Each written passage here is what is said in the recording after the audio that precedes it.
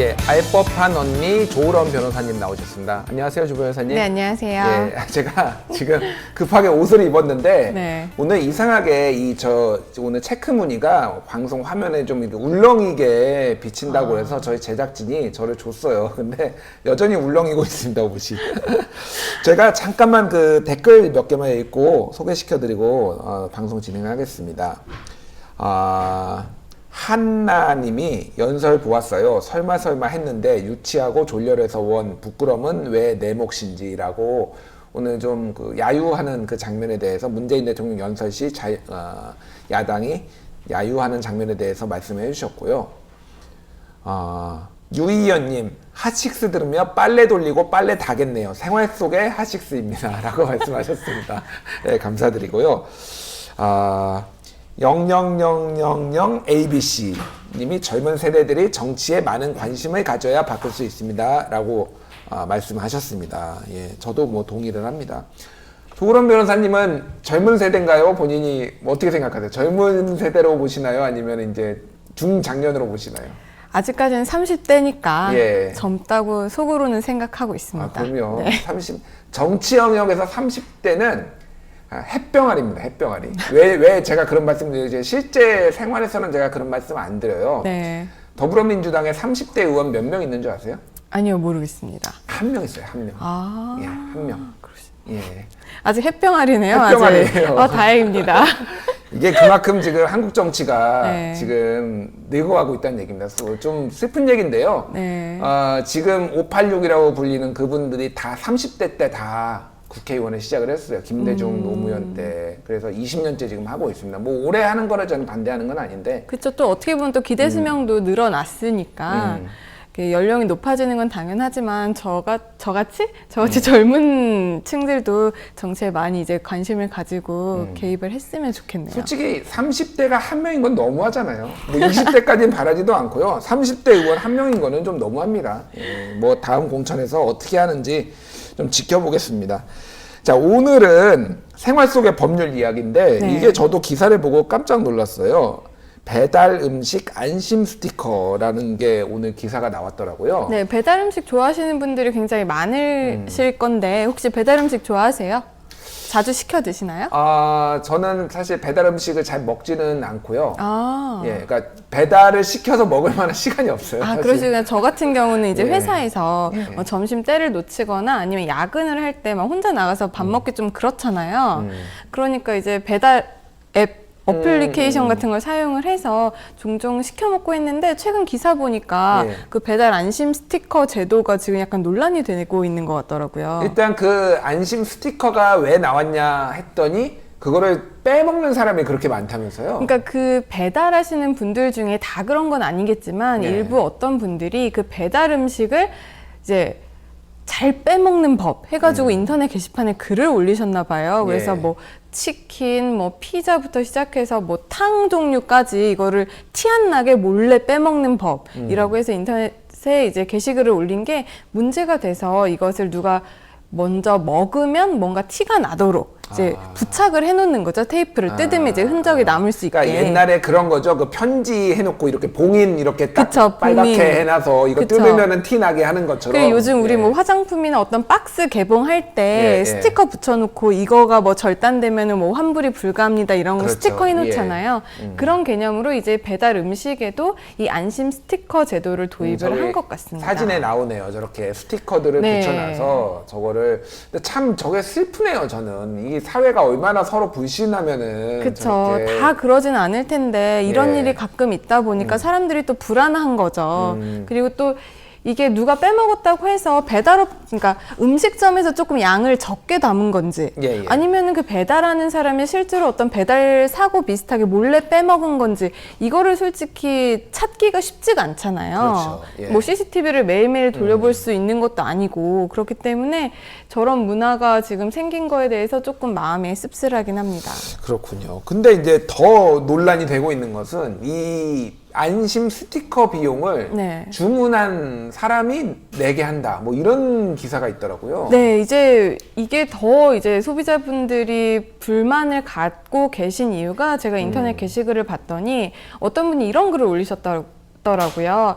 배달비 2,000원? 요즘 2,000원 더한 곳들도 많더라고요. 배달 어플리케이션을 통하면 5,000원까지도 제가 봤었는데 배달 팁이 예. 이제 2,000원에 부과해서 이 안심방지, 그러니까 안심 스티커라고 해서 이거를 500원을 또 추가 비용을 받는데요. 예. 그러다 보니까 소비자 입장에서는 내가 배달시켜서 배달 비용을 내는 것도 조금 그렇긴 한데 이 스티커 하나 붙이는 게 또 500원이나 더 받으면서 이제 내가 부담하면서 해야 되니까 약간 뭔가 억울한 면이 있으니까. 근데 저는 잘 이해가 안 되는 게 네. 저게 원가가 얼마나 할까요? 그러니까 뭐 원가로만 사람이 생각할 수는 없는데. 그쵸. 제가 기사인지 인터넷 게시글인지 정확히는 잘 모르겠는데 네. 어떤 글을 보니까 스티커 한 장당 한 100원, 200원 한다라는 글을 봤어요. 정확한 제가 업체에 100원이나 하나요? 저는 전화해서 100원도 안 할 것 같은데 솔직히. 업체에 물어보질 않아가지고 제가 예. 정확한 원가는 모르겠지만 500원보다는 쌀 것 같아요.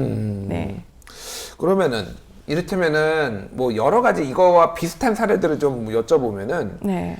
택배를 보냈는데 그쵸. 배달 과정에서 이게 파손됐다 네. 아니면 손상됐다 네. 이럴 경우에는 누가 책임을 지나요? 일단 택배 같은 경우에 소비자가 수령하기 전까지 어떤 예. 사고가 일어난 경우에는 이제 택배 회사 책임입니다. 원칙적으로 아까 우리가 말했던 음식물 배달도 음식물이 도중에 이렇게 없어져서 배달자, 그러니까 어떻게 보면 직원이죠. 그 그렇죠. 업체의 예. 직원 실수 아니면 직원이 고의로 어떤 일을 저질러서 손해를 입힌 경우에 원칙적으로 그 회사의 책임이에요. 그런데 택배도 마찬가지고. 근데 택배를 보면은 우리가 집 앞에 놔두세요라고 보통 쓰잖아요. 우리가 그러니까 낮 동안에는 보통 이제 일을 하게 되니까 만약 그런 경우 집 앞에 놔두면 그 이후에 없어진 거는 고객 책임입니다. 고객 책임이라고. 네. 하지만 예. 이제 원칙적으로 운송 중에 발생하는 책임에 대해서는 택배 회사가 부담하는 게 원칙이죠. 자, 그러면은 이 스티커 같은 경우에는 원칙적으로 보면은 업체가 부담을 해야 되는 거 아닌가요? 그렇게 그 기준에서. 그쵸. 예. 그래서 이제 소비자분들이 더 반발을 하시는 거죠. 왜냐하면은 너네 직원의 잘못을 우리에게 전가시킨다라는 부분에서 본다면 이제 소비자에게 그 비용을 전가시키고 있다라고 보는 게 법적으로는 맞을 것 같습니다. 근데 이거를 그렇다고 만약 500원에서 내게 한다라고 해서 그 업체를 무슨 불공정 거래로 고소 고발을 하거나 이런 거는 가능한 건가요? 저는 잘 모르겠어요. 이거는. 원칙적으로 이렇게 비용 문제야. 당사자들 간에 그러니까 고객이랑 그 배달 업체 측이랑 합의가 되면은 비용 부담하는 거는 특별히 문제가 안 되는데 네. 이렇게 의도적으로 그 회사 측에서 부담을 해야 할 비용을 그 소비자한테 전가시킨다고 한다면 이거는 문제가 될 수 있고 그런 경우에는 공정거래위원회나 소비자보호원의 이제 진정조치나 이런 거를 해볼 수는 있을 겁니다. 아무래도 이거를 법으로 법정에 가져가기엔 그렇고 아마 불매운동 만약에 이게 정불만이시면 네, 그럴 거예요. 안 아마도 하는 불매운동 방식으로. 일어나지 않을까 예상이 되고요. 이런 일들이 미연에 방지하기 위해서 그런 배달 업체나 아니면 음식점 그 자체적으로 어떤 다른 방안을 좀 강구를 하셨으면 좋겠습니다. 제일 배달 음식 하는 것 중에서 제일 많이 없어지는 게 도너츠라고 그러더라고요. 아, 도너츠예요? 예, 도너츠가 일단 무슨 김밥이나 저런 거는 빼면은 불편하잖아요. 네. 예, 화면에 나오지만. 그래서 그런 거 말고 도너츠는 그냥 하나 먹기가 딱 좋아서. 근데 그건 개수가 문제가 되잖아요. 차라리 치킨 같은 거 아닐까요? 치킨? 쪼각내서 오니까. 저도 이거 게시판 온라인 게시판에서 본 거라서 불만을 이제 도너츠 개수가 안 맞아서 불만을 토로를 했는데 그래서 죄송하다 다시 갖다 드리겠다고 했는데 왔는데 다시 또 하나가 비어 있고 이런. 제가 질문 그럼 하나 드릴게요. 예. 이렇게 택배 직원이 음식물을 먹었잖아요. 예. 이게 무슨 죄일까요? 횡령죄인가요 혹시? 횡령죄 아니고 이건 절도죄예요. 절도죄. 절도죄여서 예. 6년 이하의 징역 1,000만 원 이하의 벌금에 처해질 수가 있는데요. 잠깐만요. 아니 도너츠 하나 먹었다고 6년 이하 징역이면 너무한 거 아니에요? 이제 이거? 정상 참작이 다 되겠죠. 훔친 물품의 가액 이런 걸로 이제 정상 참작이 될 텐데 예. 원칙적으로는 절도죄이기 때문에 6년 이하의 징역 1,000만 원 이하의 벌금형에 처해지는데 예. 그러면 절도죄면은 남의 소유의 물건을 절도했을 때 절도죄가 성립을 하잖아요. 예. 그러면은 이거는 누구의 물건을 훔친 걸까요? 이거는 음식점의 물건일까요? 아니면 고객의 물건일까요? 이미 고객이 이미 앱으로 네. 돈을 지불을 했다라면은 네. 고객의 물건이겠죠. 원칙적으로는 고객에게 도달하기 전까지 이 물건, 택배라든지 예, 이런 예. 음식점은 음식점주의 물건입니다. 아, 그렇기 그래요? 때문에 만약에 절도를 한 경우 음식점주의 물건을 절도한 것으로 이제 보게 되는 거죠. 근데 누구 거를 절도했느냐에 따라서 형량이 더 무거워지거나 그렇진 않잖아요. 그렇진 않죠. 아, 근데 그런데 또- 원칙은 그렇다라는 그쵸. 거죠. 그리고 예. 또 절도죄에다가 더불어서 음식점주의 물건을 훔쳤다라고 본다면 이건 또 업무방해죄가 성립이 될 수 있겠느냐라고 생각을 하시는 분들도 계실 거예요. 예, 왜냐하면 예. 직원이 회사 그 음식점의 업무를 방해를 했으니까. 하지만 이거는 이제 업무 방해죄까지는 아닙니다. 하지만 절도죄는 성립한다는 점을 이제 기억을 해두셨으면 좋겠습니다. 그 얘기 들으니까 저는 그게 생각나네요. 네. 그러니까 도달하기 전까지는 네. 주인 거다라고 하면은 네. 예전에 이제 그 비행기를 타고 가다가 한국에서 미국으로 비행기를 타고 가다가 비행기 내에서 출산을 한 경우가 있는데 네. 이러면은 이제 어느 나라 악이냐 이게 어느 나라 국적이. 국적이냐. 그쵸. 그게 국적이 국적기면 예. 대한민국일 수도 있고 그게 해외 국적기면 또 해외 국적을 취득을 할 수도 있죠. 현재 법으로서는 그렇습니다. 그러니까요. 예, 참 재밌는 법인 것 같습니다. 재밌는 법이 많아요. 사실 예. 어렵지만은 않습니다. 자, 그러면은 이 점유물 이탈 횡령죄라는 거가 네. 뭐 이 만약에 제가 이렇게 만약에 아까 횡령죄 말씀하셨잖아요. 예, 예, 예, 그렇죠? 근데 그거는 횡령죄가 아니라 절도죄라고 말씀을 드렸고 뭐 점유물 이탈 횡령죄가 이제 궁금하신 것 예, 같은데 돈 주워 보셨어요? 혹시 길바닥에서? 돈을 지난주에도 지금 지갑을 잃어버려서 지갑을 잃어버리셨다고요? 좀 속이 쓰립니다. 한 20만 원 정도 있었는데 지갑에 어쨌든 아, 예. 진짜요? 그거 습득하신 분 돌려주셔야 돼요. 안 그러면 그거 범죄입니다. 범죄죠, 그거. 그쵸. 아. 그러니까 빨리 이제 기자님 지갑 주우신 분 돌려주시길 바라고요. 그게 바로 이제 점유 이탈물 횡령죄에 해당을 합니다. 아, 그렇군요. 네. 예. 일단 말이 좀 어려운데요. 그러게요. 점유물 이탈 횡령죄는 방금 같이 이렇게 잃어버린 물건 아니면은 누가 흘리고 가서 주인 없는 물건 아니면 뭐 자연재해로 떠내려간 그런 물건을 내가 그냥 가져버리게 된다면, 그러니까 주인을 찾아주지 않는다면 성립하는 범죄가 점유이탈물 횡령죄고요. 예. 이거는 1년 이하의 징역, 300만 원 이하의 벌금에 처해질 수 있는 범죄입니다. 횡령보다는 낫네요, 이게. 횡령보다는 낮고 절도보다도 이제 형량은 낮아요. 음. 하지만 이것도 엄연히 범죄라는 점을 기억을 해두시고요. 실제로 뭐 이걸 누가 처벌을 하겠느냐. 길에 떨어지면 저는 5만 원짜리도 봤거든요. 아, 진짜요? 네, 근데 줍지 않았어요. 아, 진짜요? 네, 어떻게 줍지 안 않았어요. 좋을 수가 왜냐면은- 있죠? 아니, 솔직히 말씀해주세요. 안 주셨죠? 주었습니다. 안 주었어요. 왜냐하면 CCTV가 너무 많아가지고 주울 수가 없었어요. 아. 실제로 이렇게 뭐 10,000원, 뭐 5,000원 이런 돈이 떨어져 있다고 해서 이거 줍고 돌려주지 않으면요 범죄예요. 방금 말씀드린 신발끈을 고쳐매야 점유이탈물. 되지 않나요? 그럴 때 쓱 앉아가지고 이렇게. 하지만 요즘 CCTV가 너무 많아가지고 그거 예. 다 CCTV 돌려보면은 이제 누가 범인인지 알 수가 있기 때문에 웬만하면 그러지 않으셔야 되고요. 만약에 이런 물건을 습득하셨다라고 한다면 근처 경찰서, 파출소 이런 데다가 꼭 이제 신고를 하셔야 되고 나중에 주인이 나타나지 않으면 이제 신고한 사람의 소유가 될 수도 있어요. 아. 6개월 동안 주인이 나타나지 않는 경우에는 이렇게 습득한 사람의 소유가 될 수도 있기 때문에 세금은 얼마 떼나요? 세금은 이건 이제 기타 소득이기 때문에 22%를 현재 떼고 국가가 한 있습니다. 게 뭐 있다고 도대체 22%나 뗍니까? 도대체. 보관했잖아요. 보관이요? 네. 아, 보관 안 보관하고 하셔- 찾으려고 노력했잖아요. 찾아주려고. 아. 그렇기 때문에 현재 22%의 세금을 부과하도록 되어 있습니다. 만약에 제가 1억 원을 뭐 잃어버렸는데 네. 조 변호사님이 찾았어요. 네. 그러면은 제가 얼마를 살해를 해야 되는 게 법으로 정해져 있나요? 네, 그렇습니다. 아, 그래요? 실제로 그런 사건 한 몇 년 전에 아마 뉴스에서 들어보셨을 텐데 네. 그 100만 원짜리 수표 100장이 들어있는 가방을 타워팰리스 쓰레기장인가?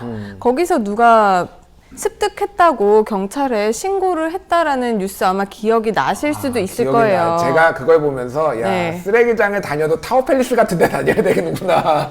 우리 동네 같은 데는 네. 절대 그런 수표가 없을 거다 그 생각을 했어요 제가. 네, 현재 이제 유실물법에 보면은 이제 습득한 물품의 가액의 5%에서 20%까지 보상금을 청구할 수 있다라고 규정을 하고 있어요. 5에서 20%요. 그렇죠. 그렇기 때문에 그 1억 원을 습득하신 분 같은 경우에는 이제 한 500만 원에서 2천만 원까지 보상금을 청구를 할 수 있는 권리가 있는 거죠. 그러면 그거를 청구를 이제 받은 사람은 네. 자기가 주어야 될 의무가 있는 거죠. 근데 그 금액은 본인이 결정하는 거예요? 500만에서 2천만 원 사이에? 그 사이면은 이제 본인이 결정하는 거고, 만약에 누구는 500만 원 준다고 하고 어떤 사람은 2천만 원 달라고 하고 이러면 이제 법원에 가가지고 이제 심판을 받으셔야 되는 거죠. 그건 또 그것까지 법의 심판을 받아야 판단을 되는 거예요? 받으셔야 되는 그렇군요. 거죠. 이런 문제가 실제로 꽤 왕왕 있어요. 사실 현금 같은 경우 뭐 보상금 문제가 많지는 않은데 예. 고액의 수표 같은 경우 있잖아요. 예, 예.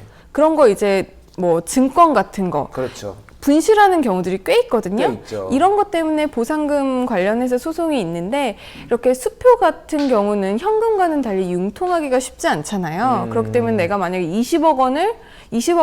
20억이라고 적혀 있는 수표를 잊어버렸다라고 예. 한다고 해서 20억의 5에서 20% 거의 뭐 4억까지 내가 청구할 수 있는 건 아니에요. 왜냐하면 그러니까 사실상 그 수표는- 수표를 자기가 행사하기가 너무 힘들잖아요. 그쵸. 예. 은행에서 다 신분증 대조하고 일련 번호 같은 것들이 다 이미 있기 때문에 융통하기가 어려워서 그런 고액의 수표 같은 경우는 이 가액을 또 5%로 쳐서 법원에서 5%의 금액에 또 5%에서 20%까지 그 보상 기준을 또 따로 두고 있습니다. 그러면은 0.025% 정도 되겠네요. 그쵸. 그러니까 하지만 그래도 큰 금액이긴 하죠. 그렇네요. 네. 한번 주워봤으면 좋겠습니다. 네, 주우면은 꼭 신고하셔야 됩니다. 최근에 예. 이런 일들이 굉장히 많아요. 저한테 이제 한 분이 오셨었던 적이 있어요. 이제 예, 예. 이건 지인분이었는데 예. 본인이 며칠 전에 ATM 기계 위에서 지갑을 하나를 발견을 하셨대요. 예, 예. 지갑을 하나를 제 지갑 아닐까요 혹시 이거? 아니에요. 이거는 한 3년 된 일이기 때문에 그렇군요. 아닌 것 3년. 같고요. 예, 예. 이제 발견을 하셨는데 이걸 이제 경찰서에 갖다 줘야지 하고 이걸 집으셨대요. 예, 예.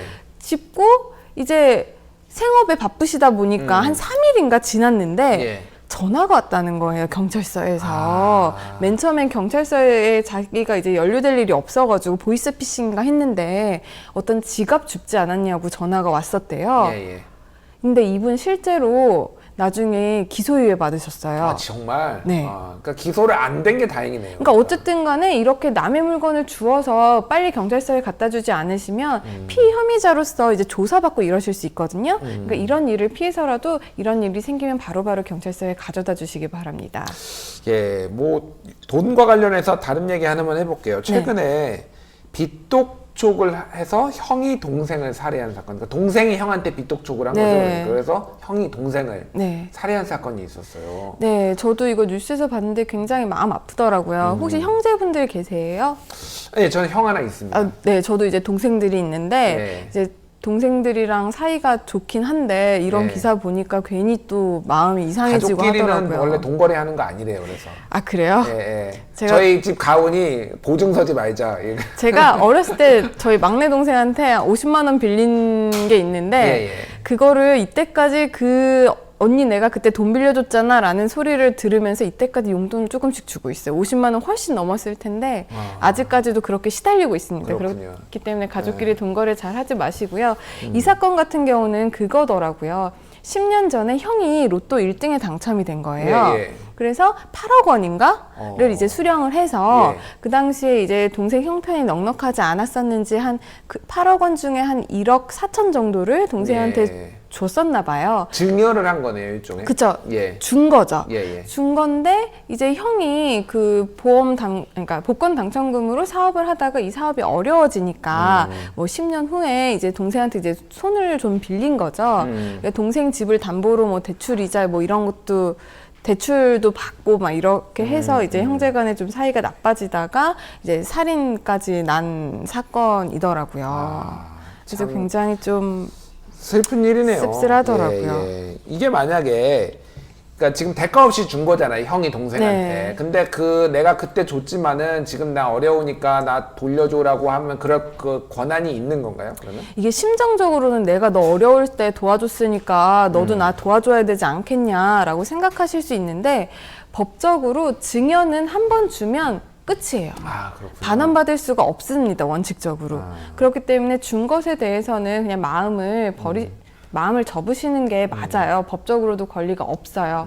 만약에 이런 일을 대비를 하기 위해서는 빌려주시기 바랍니다. 주시지 마시고 그러니까요. 빌려주세요. 네. 그런데 또 이 사안에서 보면 일반적으로 사람 간의 관계에 있어서 빌려준 돈이라고 하더라도 10년이 지나면 또 받을 수가 없어요, 법적으로. 아, 그렇군요. 그렇기 때문에 빌려주실 때도 잘 빌려주셔야 나중에 뭐 받으실 수가 차용증을 있습니다. 쓴 다음에 그걸 갱신한다든지 뭐 이런 거는 안 그쵸. 되나요? 연장을 하거나 예, 예. 아니면은 10년이 되기 전에 다시 차용증을 받아놓거나 이래야지 차용증 한 번 받아놓고 10년이 지나서 나중에 청구를 하면 법적으로는 권리가 없습니다. 알겠습니다. 오늘 얘기 잘 들었고 오늘의 교훈은 역시 돈은 거저주면 안 된다. 잘 주자. 아니면 잘- 줄 거면 잊어버리자. 예, 네. 알겠습니다. 예, 지금까지 알법한 언니 조우런 변호사님이었습니다. 조 변호사님 감사합니다. 네, 감사합니다. 예.